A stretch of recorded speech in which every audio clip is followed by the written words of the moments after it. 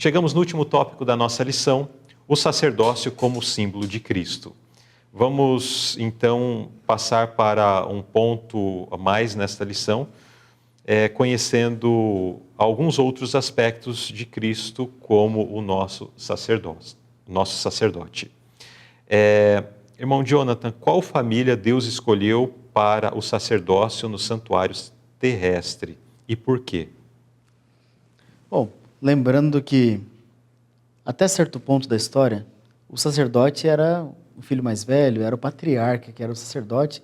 Ele dirigia a adoração a Deus, ele que chamava as pessoas, ele que explicava as verdades da palavra de Deus. Mas quando Deus tira o povo de Israel do Egito, ele separa uma tribo para fazer isso. E foi a tribo de Levi.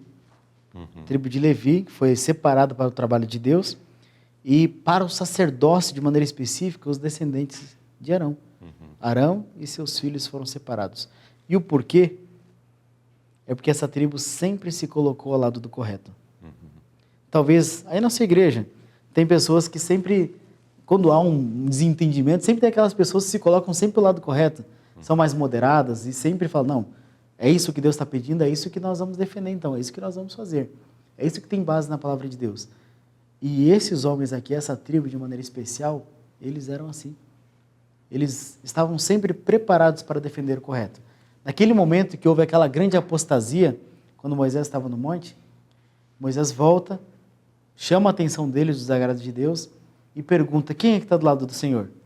Qual foi a tribo que se colocou do lado de Moisés? A tribo de Levi. Foi a tribo de Levi. Eles se colocaram ao lado do Senhor e por este motivo, por eles sempre se colocarem ao lado do correto e ao lado de Deus, é que eles foram selecionados, foram escolhidos por Deus para essa missão importante. Não foi algo aleatório, né? Não. Existia uma prática, existiam obras que correspondiam à fé dessa tribo. E neste momento, de certa forma, podemos dizer que eles foram honrados com este compromisso, sendo separados dentre todo o povo para servir ao Senhor, então ali através do sacerdócio. Agora, por que esse sacerdócio foi substituído por outro que simbolizava Cristo?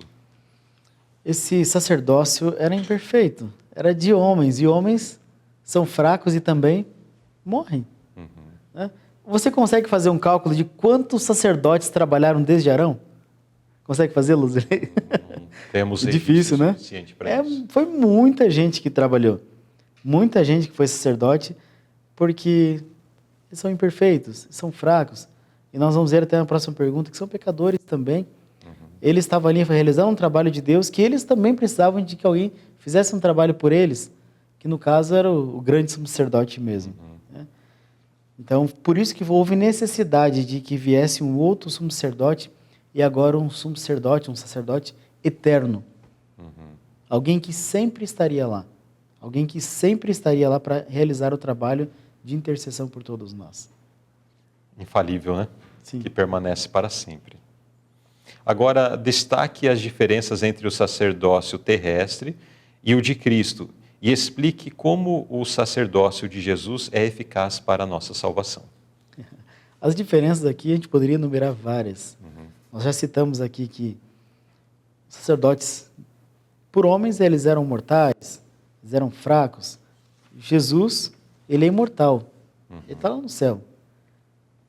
O sacerdócio humano, ele realizava vários sacrifícios, muitos sacrifícios, porque os sacrifícios também não eram perfeitos. Para cada pecado, um sacrifício. Cada pecado, um sacrifício. E mesmo aquele sacrifício não pagava a culpa do pecador, mas era apenas uma manifestação de fé no Cordeiro de Deus que viria no futuro. Sim, né? Exatamente. Então, tudo ali já era perfeito. E Jesus oferece a si mesmo como sacrifício perfeito, apenas uma vez. E apenas um ser. Apenas um ser. Apesar de ser Deus, né? Então é o ser. O ser, com certeza. Além disso também, como nós falamos aqui, os sacerdotes eram pecadores. Eles também tinham seus próprios pecados a confessar antes de realizar o trabalho de Deus. Jesus tinha algum pecado a confessar? Não. Não tinha e nem tem, nunca vai ter. Jesus é santo, perfeito. Agora, o porquê que é tão importante que ele seja eterno? Que ele faça um trabalho perfeito, completo por todos nós. Nós vimos durante o transcorrer da lição, nós vimos aqui vários pontos que nós precisamos de ajuda. E essa ajuda não está dentro de nós, não, como algumas pessoas gostam de dizer. Essa ajuda está externa. E nós temos que ir até o nosso sumo sacerdote, clamar por ele. Agora imagina só, se você começasse um trabalho agora, Senhor, eu quero vencer em tal ponto, eu quero começar a fazer boas obras, mas isso é um trabalho progressivo, não é num dia só, num momento só. E aí você começa e de repente na próxima semana o sacerdote morre. Aquela pessoa que te ajudava morresse. Mas não é assim conosco.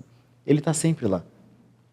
Ele está lá hoje, semana que vem ele vai estar lá, e até fechar a porta da graça ele vai estar à disposição para nos ajudar. Não é verdade? Sim. Sempre que você clamar, enquanto a porta da graça estiver aberta, ele vai estar lá para te ajudar. Cada vez que você precisar de força, ele vai estar lá. Isso é maravilhoso. É isso que nos dá força, nos dá esperança para nós lutarmos. E tem algum pecado que ele não possa perdoar através do sacrifício dele? Existe uma frase nessa nota aqui que é fenomenal. Diz assim: o ser humano não pode cometer pecado algum que não tenha sido pago no Calvário. O sacrifício dele foi perfeito, completo realmente.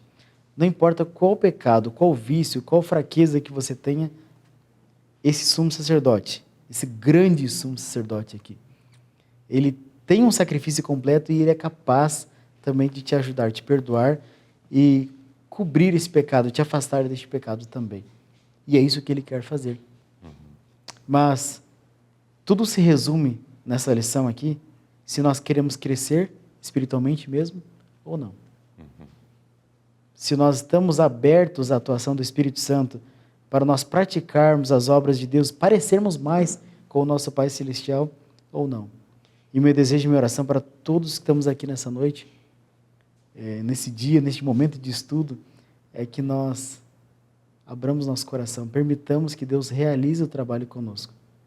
Que todas as nossas fraquezas, todos os vícios, que nós corramos imediatamente até esse sumo sacerdote que pode nos ajudar. E agora, aproveitar toda a força, toda a graça disponível para nós, para que nós possamos vencer e crescer diariamente, a todo momento, na graça, assim como Jesus e João Batista também. Que Deus nos abençoe para isso. Amém. Amém. Se porventura ainda ficou algum questionamento relacionado à lição que nós acabamos de estudar, entre em contato conosco através dos caminhos que estão postos, através do chat, através dos comentários, e vamos tentar ajudá-lo a compreender melhor a palavra de Deus. Também pode mandar uma mensagem para o nosso WhatsApp, que inclusive é o canal mais eficiente aí para a nossa comunicação. E dessa forma vamos tentar juntos descobrir os segredos da palavra de Deus, os ensinamentos, para que nada nos escape aí a nossa compreensão. Mas que Deus nos ajude, que possamos compreender bem a sua palavra e dessa forma, por compreender, o título da lição foi Crescendo. Vamos lá. Crescendo em compreensão. E dessa forma possamos crescer na compreensão desses ensinamentos e ser edificados pelo conhecimento que a palavra de Deus traz consigo. Amém?